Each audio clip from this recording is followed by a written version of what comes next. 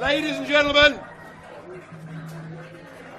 dare to dream that the dawn is breaking on an independent, united kingdom.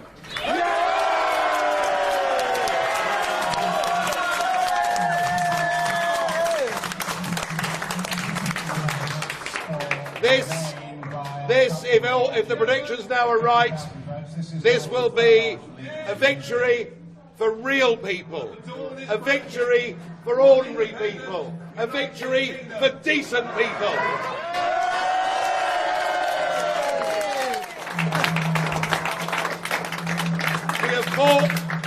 We have fought against the multinationals, we fought against the big merchant banks, we fought against big politics, we fought against lies, corruption and deceit, and today honesty, decency and belief in nation, I think now is going to win.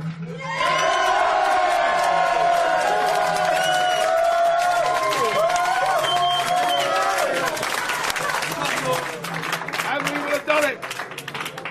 We will have done it without having to fight, without a single bullet being fired. We'd have done it by damned hard work on the ground, by people like my friend Mr. Banks here.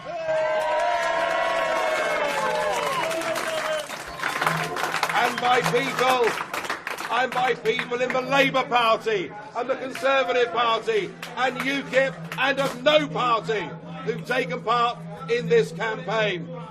And we'll have done it not just for ourselves, we'll have done it for the whole of Europe.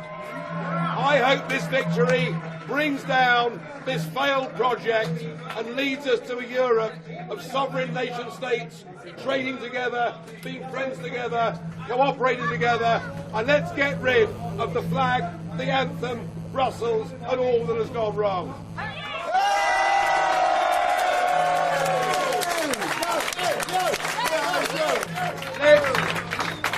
Let June the 23rd go down in our history as our Independence Day.